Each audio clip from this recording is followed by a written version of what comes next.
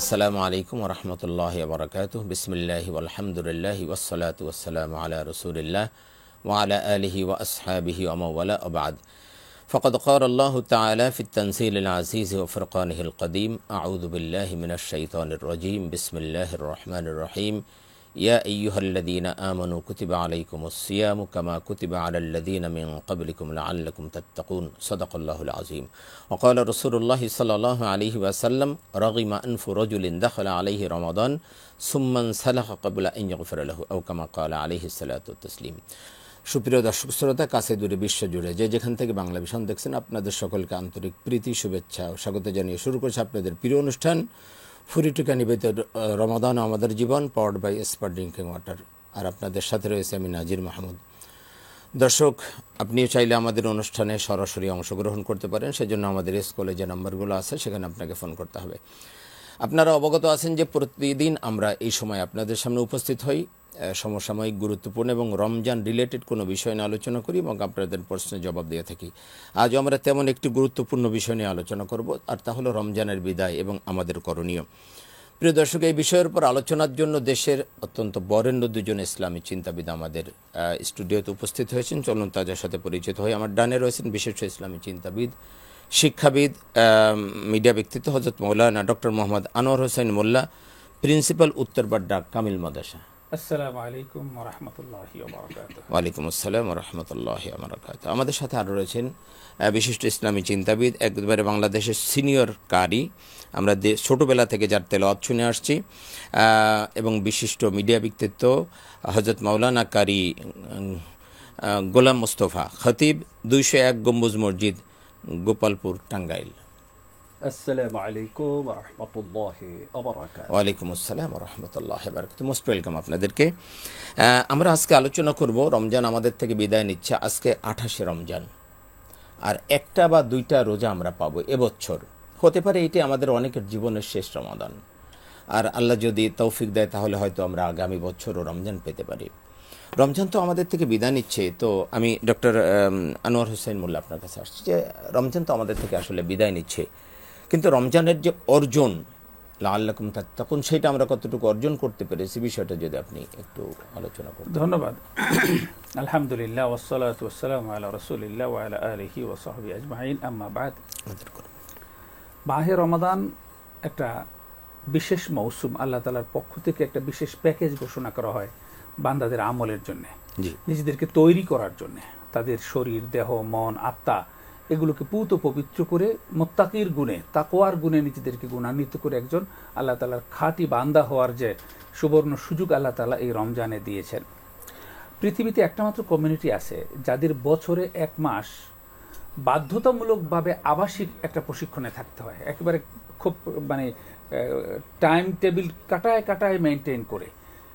ঠিক টাইমে ঘুম থেকে উঠতে হবে, ঠিক টাইমে খাওয়া শুরু করতে হবে, ঠিক টাইমে খাওয়া বন্ধ করতে হবে, ঠিক টাইমে সবাই নামাজে দাঁড়িয়ে যেতে হবে, একসাথে সবাই মাথা ঝুঁকিয়ে দিতে হবে। এই যে 1 মাস ব্যাপী বাধ্যতামূলকভাবে এই যে প্রশিক্ষণটা দেয়া হয়, এই প্রশিক্ষণটা দেওয়া হয় কোরআনে কারিমে আপনি যে আয়াতটা শুরুতে তেলাওয়াত করেছেন যে লাআল্লাকুম তাত্তাকুন, তাদের মধ্যে সেই তাকওয়ার গুণটা তৈরি করার জন্য। তাকওয়াটা কি? তাকওয়াটা হলো বান্দা আল্লাহ তাআলার ভয়ে, জাহান্নামের ভয়ে, আল্লাহর নিষিদ্ধ সকল কার্যক্রম থেকে নিজেকে মুক্ত রাখবে। এটার নাম হলো তাকওয়া। তো এই তাকওয়াটা অর্জন করার জন্য আমরা দেখি রমজান মাসে সিয়াম দিয়েছেন। সিয়ামের মধ্যে কি করেছেন? নিষিদ্ধ বিষয়গুলো বর্জনের পাশাপাশি 3টা মৌলিক হালাল বিষয় বর্জন করার সিদ্ধান্ত দিয়েছেন। হালাল খাদ্য খাওয়া যাবে না একটা নির্দিষ্ট সময় পর্যন্ত, সুবহে সাদিক থেকে সূর্যাস্ত পর্যন্ত। হালাল পানীয় গ্রহণ করা যাবে না, এবং হালাল স্বামী স্ত্রীর দাম্পত্য সম্পর্ক এক্সারসাইজ করা যাবে না। এই যে 3টে হালাল বিষয়ে এই রমজানের বর্জনের তালিকা আল্লাহ তাআলা ঢুকিয়ে দিলেন। এই কেন? যে আমরা যে কোনো প্রশিক্ষণ ম্যানুয়াল যখন তৈরি করি, তো ফিল্ড লেভেলে কাজ করার জন্য যতটুকু রিকোয়ারমেন্ট থাকে, কাজের দক্ষতা যতটুকু থাকে, ট্রেনিং ম্যানুয়াল তৈরি করার সময় প্রশিক্ষণ ম্যানুয়ালে কিন্তু তার চেয়ে একটু বাড়িয়ে দেওয়া হয়। এই কারণে যে সবটুকু যদি সে অর্জন করতে নাও পারে, সবটুকু যদি সে ফিল্ড লেভেলে এক্সিকিউট করতে নাও পারে, তাহলে ফিল্ড লেভেলের মিনিমাম রিকোয়ারমেন্ট যেন অন্তত মিস না হয়। আল্লাহ রাব্বুল আলামিনও ঠিক তাই করেছেন। ফিল্ড লেভেলে সারা বছরের বান্দার চাহিদা হলো, বান্দার পক্ষ থেকে আল্লাহ তাআলার প্রত্যাশা হলো, চাহিদা হলো যে সে আল্লাহর হারাম এবং নিষিদ্ধ বিষয়গুলো সে বর্জন করে চলবে। সেই নিষিদ্ধ বিষয় বর্জনের পাশাপাশি 3টা মৌলিক হালাল বিষয় বর্জন করার প্রশিক্ষণ দিয়ে আল্লাহ এইটা প্রমাণ করতে চান যে আল্লাহর নির্দেশে রমজানে এরকম মৌলিক 3টে হালাল বিষয় যেগুলো ছাড়া মানুষ চলতেই পারে না, ওরকম 3টে হালাল বিষয় যখন সে আল্লাহ তাআলার নির্দেশে বর্জন করতে পেরেছে, তাহলে বাকি 11 মাস সেই আল্লাহর নির্দেশে শুধু হারামগুলো বর্জন করা কি করতে পারবে না? হারামগুলো বর্জন করা তার জন্য চমৎকার বলছেন। আমি এই প্রশিক্ষণটা আমরা নিয়ে বাকি 11 মাস যদি আমরা ওই হারামগুলো বর্জন করে আমরা নিজেরা চলতে পারি, তাহলে বুঝতে পারবো যে রমজানের এই প্রশিক্ষণটা আমাদের সফল হয়েছে। কারণ প্রশিক্ষণটা কিন্তু প্রশিক্ষণকালীন সময়ে বাস্তবায়নের জন্য নয়, প্রশিক্ষণটা হলো কর্মকালীন সময়ের জন্য। আমরা 1 মাস প্রশিক্ষণ গ্রহণ করেছি, বাকি 11 মাস সেটা আমরা বাস্তবায়ন। চমৎকার বলছিলেন। আপনার কাছে আমি সময় পেলে আবারও আসবো। আমি কারি মৌলানা গোলাম মোস্তফা আপনার কাছে আসছি। স্যার যেভাবে চমৎকার বলছিলেন যে আল্লাহ রাব্বুল আলামিন আমাদেরকে হালাল 3টি বস্তু, হালাল 3টি বিষয় সাময়িকভাবে হারাম করে দিলেন। সাময়িক হারাম এজন্য করলেন যে তোমরা আল্লাহ রাব্বুল আলামিনের মহাব্বতে, ভালোবাসায় এটা তোমরা হারাম জেনে বর্জন করছো। এই জন্য তোমার পিছনে কোনো সিআইডি নাই, ডিআইবি নাই, কিচ্ছু নেই।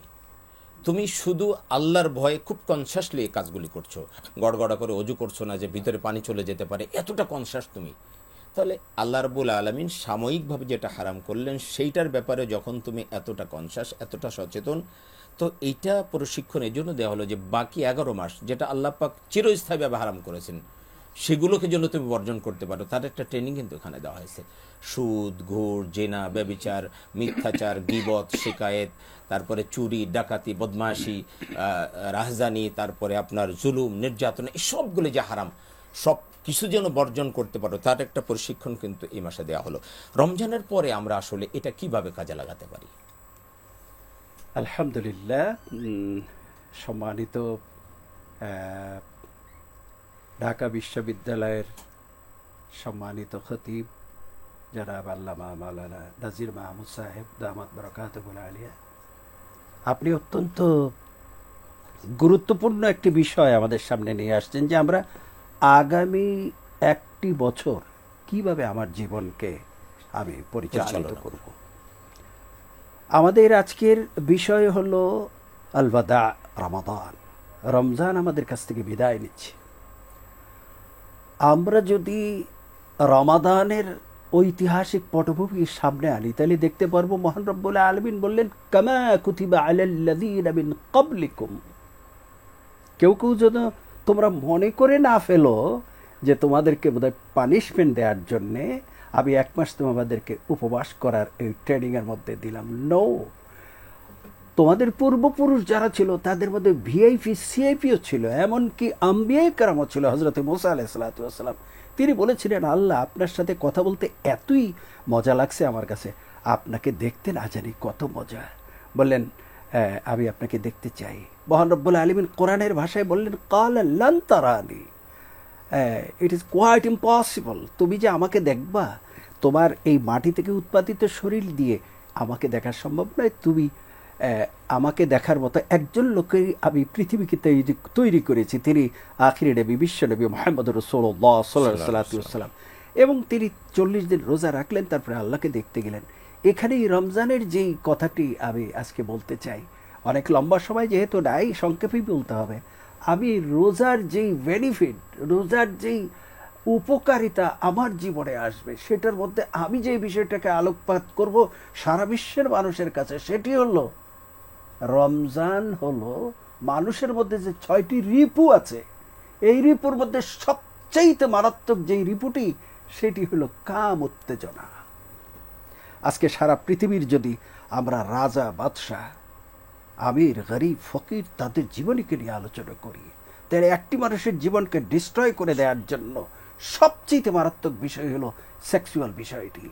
আর রমজানের সিয়াম সাধনার সবচেয়ে উপকারী বিষয় হলো কাম, উত্তেজনাকে 100% কন্ট্রোলে নিয়ে আসে সিয়াম সাধনায়। আমরা আশা করি যদি আমাদের এই বাংলাদেশের 18 কোটি মানুষের মধ্যে 15-16 কোটি মানুষ সহ সারা পৃথিবীর 700 কোটি মানুষের মধ্যে 400 কোটি মানুষ যদি সিয়াম সাধনা করে, চাই সে মুসলমান হোক, চাই সে অমুসলিম হোক, প্রত্যেক ধর্মের মধ্যেই কিন্তু উপবাস করার বিষয়টি সন্নিবেশিত আছে। যারা উপবাস করবে তাদের কাম, ক্রোধ, লোভ, মোহ, মাৎসর্য, এই 6টি রিপুর মধ্যে সবচেয়ে যেটি মানুষের জীবনকে ধ্বংস করে দেয় সেটি হলো এই কাম উত্তেজনার বিষয়টি। আর এটিকে একমাত্র সিয়াম সাধনা 100% কন্ট্রোলে নিয়ে আসে, নিয়ন্ত্রণ করতে পারে। আমরা আশা করি যে সকলেই আমরা এই সিয়াম সাধনার মাধ্যমে আগামী একটি বছর আমাদের জীবনকে এই তাকওয়ার উপরে যেন আমরা থাকি। জি, ধন্যবাদ আপনাকে। আমি আবারও আসছি আনোয়ার হোসেন মোল্লা আপনার কাছে। যেমনটি আমরা আপনারা দুজনে আলোচনা করছেন যে আসলে তাকওয়ার উপরেই আমাদের জীবনকে পরিচালনা করা। তাকওয়ার ব্যাপারে আপনি বলেছেন যে আত-তাকওয়া হুয়াল খাউফু মিনাল্লাহি ওয়া আযাবিহি মা ইমতিসালু আওয়ামিরিহি ওয়া জিতনাবু নাওয়াহিহি। আমি উমর বিন আব্দুল আজিজের একটা কওল আমার এখন মনে পড়ছে। তিনি বলছেন লাইসা তাকওয়াল্লাহি বিসিয়ামিন নাহারি ওয়ালা বিকিয়ামিল লাইল ওয়ালাকিন তাকওয়াল্লাহি তারকু মা হারামাল্লাহু ওয়া আদাউ মা ইফতারাদাল্লাহ। এটার নাম তাকওয়া নয় যে তুমি দিনের বেলা রোজা রাখবে, রাতে জেগে জেগে ইবাদত করবে। এইটা মূলত তাকওয়া নয়। মূলত তাকওয়া হলো আল্লাহর যত নিষিদ্ধ কাজ আছে সবগুলোকে বর্জন করা এবং আল্লাহর যত আদেশ আছে সেগুলি পালন করা। রোজা কিন্তু আমাকে সেই ট্রেনিংটা 1 মাস যাবত দিল। এখন এই ট্রেনিংটাকে সামনে বয়ে নিয়ে যাওয়াটা এটা হলো আমাদের দায়িত্ব। একটা হাদিস আমি শুরুতে বলেছিলাম, আল্লাহ রাসূল সাল্লাল্লাহু আলাইহি ওয়াসাল্লাম বলেছেন রহিম আনফু রাজুলিন দাখালা আলাইহি রমাদান সুম্মান সালাক ক্বাবলা আইয়াগফির লাহু। ওই ব্যক্তির জন্য ধ্বংস যে ব্যক্তি রমজান পেল অথচ নিজের গুনাহ মাফ হওয়ার আগেই রমজান চলে গেল। মানে রমজানের এত অপরচুনিটি, এত সুযোগ থাকা সত্ত্বেও গুনাহ মাফ করে নিতে পারলো না। এই ব্যাপারে আপনি শুনবো। আপনার কাছে আমি একটা ফোন নিয়ে আসছি। দর্শক, আসসালামু আলাইকুম।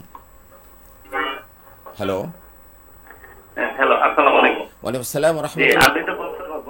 জি, সেটা হচ্ছে যে ওই রমজানের পরে মানে যে আমরা একটা ঈদের যশ্নে জুলুসে করি, হ্যাঁ, মানে মিছিল করি বিভিন্ন জায়গায়, ঢাকায় যায়, সেখানে একটা বিষয় ভিত্তিক যে বাংলাদেশে এনজিও গুলো সুদের মাধ্যমে চলতে পারবে না বা এনজিও গুলোর মধ্যে ইসলামিক ব্যাংকিং উইং চালু করতে হবে, এরকম একটা হুজুরের নেতৃত্বে এরকম একটা মিছিল করলে তাহলে তো মানে সুদটা কমে যেত।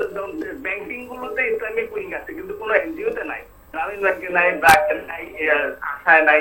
এরকম একটা মিছিল বা বিষয় ভিত্তিক করলে হয়তো সুদটা কমে আসতো। জি জি, আপনার কোনো প্রশ্ন আছে কিনা? জি, ধন্যবাদ। আপনি শুনেছেন আমার ভাইয়ের কথা। জি, তো ভাইয়ের প্রশ্নের উত্তরটা দিয়ে আসলে ব্যাপারটা হলো সুদের বিরুদ্ধে বা সুদ থেকে মুক্ত হওয়ার জন্য নানাভাবে প্রক্রিয়া চলছে। ইসলামী ব্যাংকিং দিন দিন বাড়তেছে। উনি হয়তো সব এনজিওর খবর রাখেন না, উনি ব্র্যাক, আশা, 2-4টা বড় এনজিওর ব্যাপারেই জানেন। অনেকগুলো এনজিও আছে আমাদের দেশে যে এনজিওগুলো সুদবিহীনভাবে অর্থাৎ শরিয়া ভিত্তিকভাবে তারা বিনিয়োগ করে যাচ্ছে এবং বিভিন্ন ব্যাংকেরও এরকম কিন্তু মানে গ্রামীণ প্রোডাক্ট রয়েছে, গ্রামীণ প্রকল্প রয়েছে, সেগুলোতেও তারা ক্ষুদ্র বিনিয়োগের মাধ্যমে দেওয়া হচ্ছে। তো এটা মিছিল করে হবে না, এটা প্রক্রিয়ার মাধ্যমে হবে। এটা এই জন্য সেন্ট্রাল শরিয়া বোর্ড এবং বিভিন্ন শরিয়া কাউন্সিলগুলো, ওলামায়ে কেরামদের একটা বড় অংশ এই বিষয়টা পদ্ধতিগতভাবে কাজ করছে এবং ডেভেলপ করছে। আমরা মিডিয়াতে বলেন, আমরা মসজিদের খুতবায় বলেন, ওয়াজ মাহফিলে বলেন, সুদের বিরুদ্ধে ব্যাপকভাবে বলা হচ্ছে, প্রচার চালানো হচ্ছে। মূলত তবে উনি যেটা বলেছেন যে যদি মানে এরকম যদি কোনো প্রশাসনের মাধ্যমেও যদি দাবিটা আদায় করা হয় কোনো একটা প্রশাসন, সেটাও একটা নতুন মাত্রা যোগ করতে পারে, সেটা করা যেতে পারে, বিবেচনায় রাখা যেতে পারে। দ্বিতীয়, আপনি যে বিষয়টা বলেছিলেন যে এই যে সিয়ামের মাধ্যমে যে আমরা তাকওয়া বাকি জীবনটায় যদি গুনাহ মাফ না হয়ে থাকে তাহলে পরবর্তী অবস্থাটা আমাদের কি হবে। এবার আমি রাসূল সাল্লাল্লাহু আলাইহি ওয়াসাল্লামের 2টা হাদিস বলবো, এতে দর্শকদের বোঝা হয়তো সহজ হয়ে যাবে। রাসূলুল্লাহ সাল্লাল্লাহু আলাইহি ওয়াসাল্লাম বলেছেন, কাম মিন সাইমিন লাইসা মিন সাওমিহি ইল্লা আয-যামা ওয়া কাম মিন কাইমিন লাইসা মিন কিয়ামিহি ইল্লা সাহর। যে অনেক রোজাদার এরকম রয়েছে যারা রোজার বিনিময়ে নিজেকে শুধু ক্ষুধা তৃষ্ণায় কষ্টই দিয়েছে, কষ্ট দেওয়া ছাড়া আর তেমন কিছু পায়নি। আর অনেক এরকম রোজাদার রয়েছে যারা রাত জেগে ইবাদত করেছে, এরকম কিয়ামকারী, কিয়ামুল লাইলকারী বা তাহাজ্জুদ আদায়কারী, তারাবির সালাত আদায়কারী, এরকম রাত জেগে ইবাদতকারীও রয়েছে যারা এই ইবাদত করতে গিয়ে নিজেকে শুধু বিনিদ্র রজনী যাপন করা ছাড়া আর কোনো বেনিফিট পায়নি। তার মানে এরা রোজার থেকেও কিছু পায় না, রাতের সালাত থেকেও কিছু পায় না। সাহাবায়ে কেরামদের চোখ তো বড় বড় হয়ে গেল, তারা উৎকণ্ঠায় পড়ে গেলেন যে কি অবস্থা। তো রাসূল সাল্লাল্লাহু আলাইহি ওয়াসাল্লাম পরবর্তীতে আরেকটা হাদিসে ক্লিয়ার করে দিলেন এরা কারা। রাসূল সাল্লাল্লাহু আলাইহি ওয়াসাল্লাম স্পষ্ট বলে দিলেন, মান লাম ইয়াদা কাওলা যুরি ওয়াল আমালা বিহি ফালাইসা লিল্লাহি হাজা ফি আন ইয়াদা তাআমাহু ওয়া শারাবা। যে ব্যক্তি নিজের জীবন থেকে 2টা জিনিস ত্যাগ করতে পারলো না, কাওলা যুর এবং আমালা যুর, গর্হিত কথা এবং গর্হিত কাজ। আমাদের এই 2টার সমন্বয় কিন্তু আমাদের জীবন, কথা ও কাজের সমন্বয় আমাদের জীবন। অর্থাৎ কথা বলতে হবে হক কথা এবং ন্যায্য কথা, অন্যায্য কোনো কথা বলা যাবে না। কাজগুলোও করতে হবে ন্যায্য কাজ, কোরআন সুন্নাহ অনুমোদিত কাজ। তো যে ব্যক্তি অন্যায্য এবং গর্হিত কথা ত্যাগ করতে পারলো না, যে ব্যক্তি অনিজ্য এবং গর্হিত কাজ ত্যাগ করতে পারলো না, এই 1 মাস রোজার নামে যে সে খানা পিঠা ত্যাগ করেছে, আল্লাহ রাসূল সাল্লাল্লাহু আলাইহি ওয়াসাল্লাম বলছেন যে তাতে আল্লাহর কোনো প্রয়োজন নেই। অর্থাৎ তার এই সিয়াম প্রকৃত সিয়াম হয়নি, তার এই সিয়াম দ্বারা প্রকৃত তাকওয়া অর্জিত হয়নি, এবং বাকি 11 মাস হয়তো সে সিয়ামের যে শিক্ষা, সেই শিক্ষার উপরে থাকতে পারবে না। তো আমাদের এই তাকওয়া অর্জিত হয়েছে কিনা, আমাদের সিয়াম প্রকৃত সিয়াম হয়েছে কিনা, এটা আমরা বুঝবো কি করে? এটা তো আর বিএসটিআইতে পাঠাইলে মানে টেস্ট করে রিপোর্ট দিতে পারবে না, এটা বুয়েট থেকে টেস্ট করা যাবে না। এই জন্য আল্লাহ তাআলা রাসূল সাল্লাল্লাহু আলাইহি ওয়াসাল্লামের মাধ্যমে একটা টেস্টিং স্ট্যান্ডার্ড আমাদের মধ্যে ঠিক করে দিয়েছেন। সেটা হলো কি, যে আমরা বাকি 11 মাস যদি আল্লাহর নিষিদ্ধ কার্যক্রম থেকে, কথা এবং কাজ থেকে নিজেকে বিরত রাখতে পারি, তাহলে আমরা বুঝতে পারবো যে আমাদের সিয়াম প্রকৃত সিয়াম হয়েছে, আমাদের প্রশিক্ষণ যথার্থ হয়েছে। আর যদি আগেও মিথ্যা কথা বলতো, এরপরেও মিথ্যা কথা বলছে, আগেও মাপে কম দিত, এখনো মাপে কম দেয়, আগেও ঘুষ খাইতো, এখনো ঘুষ খায়, আগেও দুর্নীতি করতো, এখনো দুর্নীতি করে, তাহলে মাঝখানে এই যে তাকওয়ার 1 মাসের তাকওয়ার প্রশিক্ষণটা হয়েছে, এই প্রশিক্ষণটা মানসম্পন্ন প্রশিক্ষণ হয়েছে বলে ধরা যাবে না। এই রোজা থেকে বা এই সিয়ামের এই প্রশিক্ষণ থেকে ওই বান্দা তেমন কিছু পায় না, আসলে কিছুই আর অর্জন করতে পারে না। জি, আমি আবারও আসবো আপনার কাছে ছোট্ট বিরতির পরে। প্রিয় দর্শক, আমরা অত্যন্ত জীবন ঘনিষ্ঠ আলোচনা শুনছিলাম, বাদবাকি আলোচনা শুনবো। আপনারা দেখছেন ফুরুটি গানে বিদ্যুৎ, রমাদান আমাদের জীবন, পাওয়ার্ড বাই এসপার ড্রিঙ্কিং ওয়াটার। আমরা ছোট্ট বিরতিতে যাচ্ছি, বাংলা ভিশনের সাথেই থাকুন।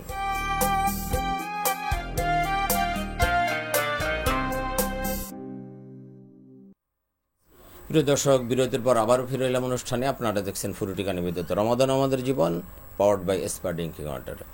আমরা আলোচনা করেছিলাম রমজানের বিদায় এবং আমাদের করণীয়। আমি কারিকুলাম মোস্তফা সাহেব আপনার কাছে আসছি। আর রমজান প্রায় শেষ হয়ে যাচ্ছে, আর 2-1টা রোজা রয়েছে। তো আল্লাহর রহমতের দরজা কিন্তু বন্ধ হয় নেই। আল্লাহর রহমতের দরজা সবসময় ওপেন থাকে বান্দার জন্য, বিশেষ করে রমজানে অবারিতভাবে সেই রহমত বর্ষিত হতে থাকে।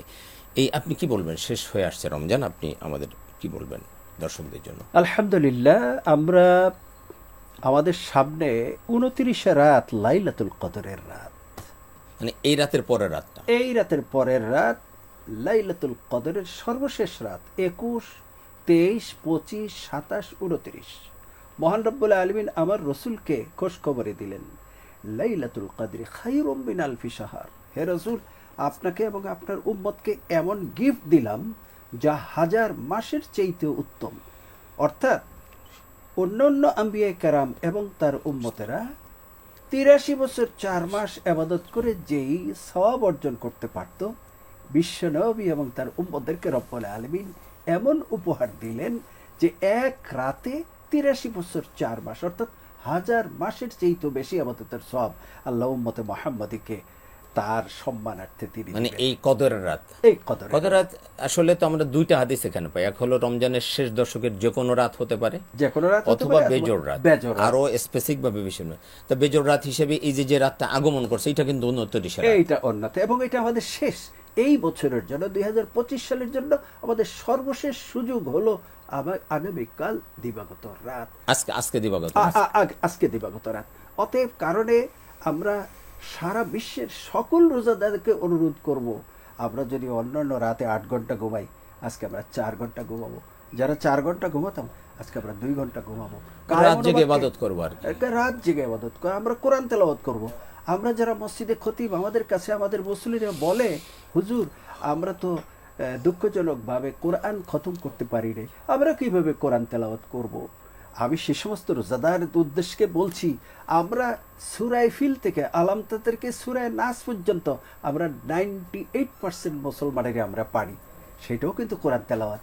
আমরা সেটুকু যদি করি, তাহলে এক এক অক্ষরে 1000 নেকি পাবো আমরা লাইলাতুল কদরের রাতে। মানে যতটুকু আমরা জানি ততটুকুই তেলাওয়াত করি।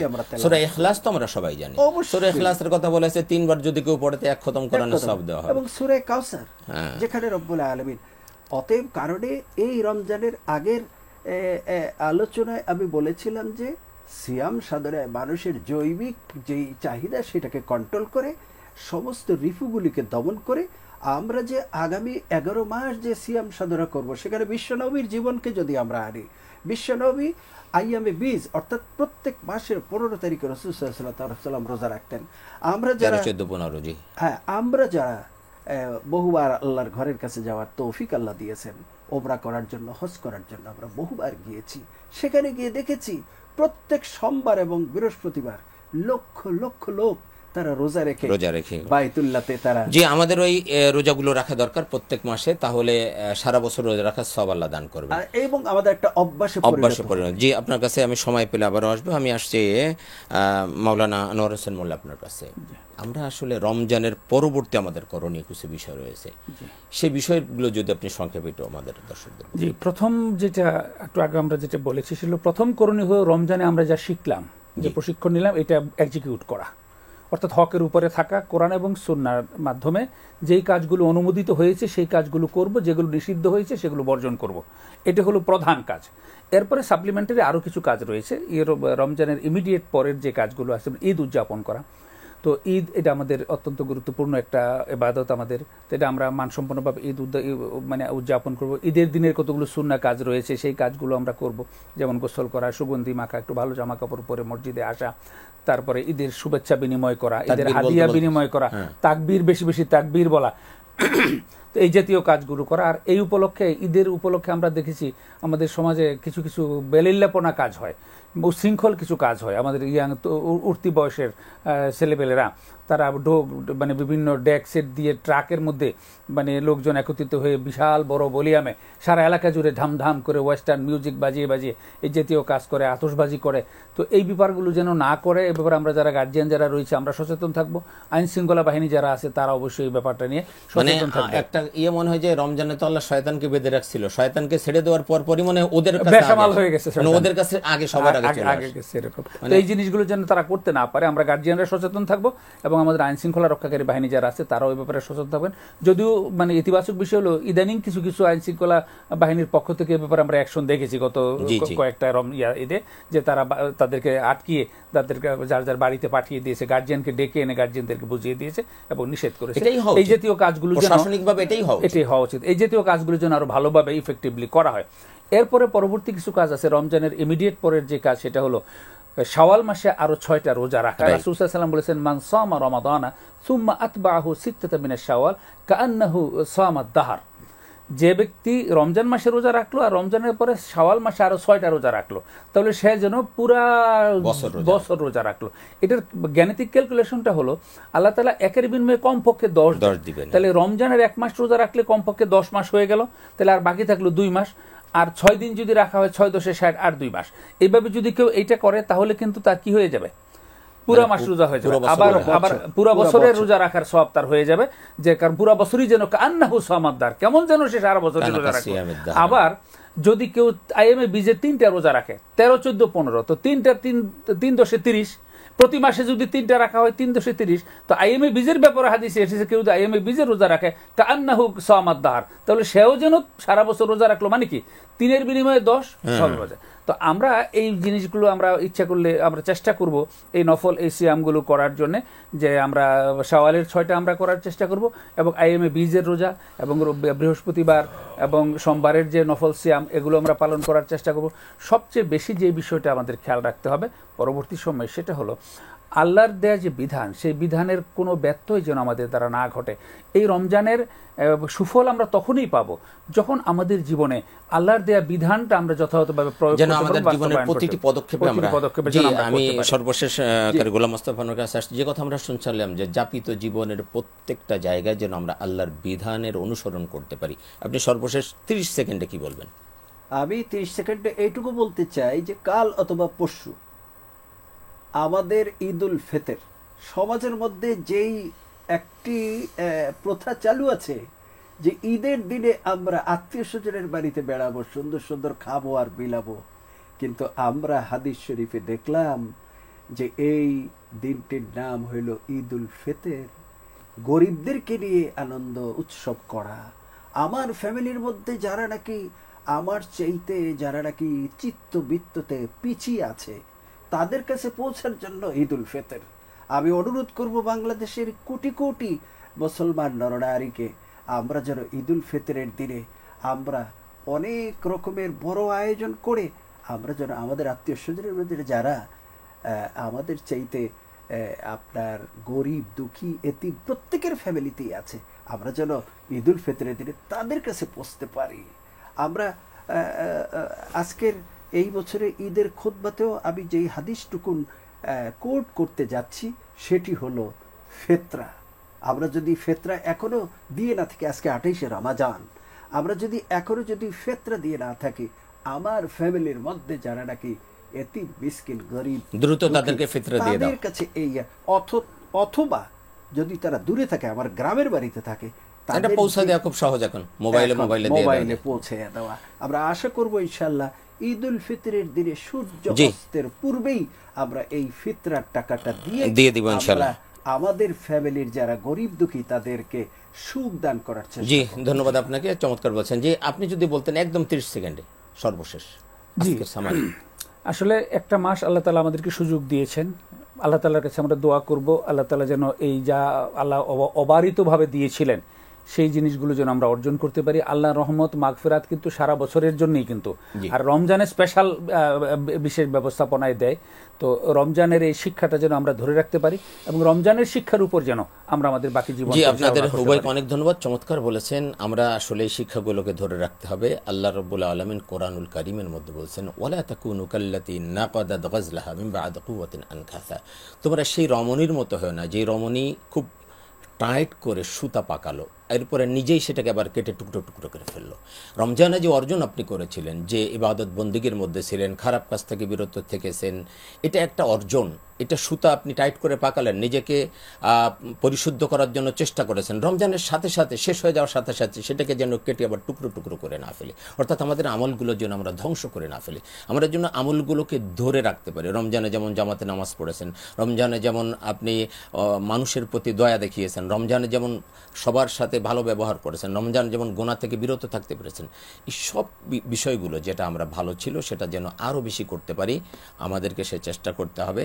বাদবাকি গুনাহ থেকে বিরত থাকাটা খুব জরুরি। আমি যদি সওম, সিয়াম, রমাদান এই কথাগুলো যদি আমরা বিশ্লেষণ করি, তো এখানে যে বিষয়টি ফুটে ওঠে সেটা হলো ত্যাগ করা, গুনাহ ত্যাগ করা, খারাপ কাজকে পরিত্যাগ করা। ভালো কাজ তো জীবনে করতেই হবে, তার চেয়ে বেশি জরুরি হলো গুনাহ থেকে বিরত থাকা। আসুন আমরা সকলে গুনাহ থেকে বিরত থাকি, একটা নিষ্কলুষ জীবন আমরা উদযাপন করি। আল্লাহ পাক আমাদেরকে সেই তৌফিক দান করুন। দেখা হবে কাল ঠিক এই সময়ে। আপনাদের সেই অনুষ্ঠান দেখার সাদর আমন্ত্রণ জানিয়ে, ফুরুটিকা নিবেদিত রমাদান আমাদের জীবন, পাওয়ার্ড বাই এসপার ড্রিঙ্কিং ওয়াটার, সেই অনুষ্ঠান দেখার সাদর আমন্ত্রণ জানিয়ে আপনাদের ইহকালীন পরকালীন কল্যাণ কামনা করে আজকের মতো বিদায় নিচ্ছি। আল্লাহ হাফেজ। আসসালামু আলাইকুম ওয়া রাহমাতুল্লাহি ওয়া বারাকাতুহু।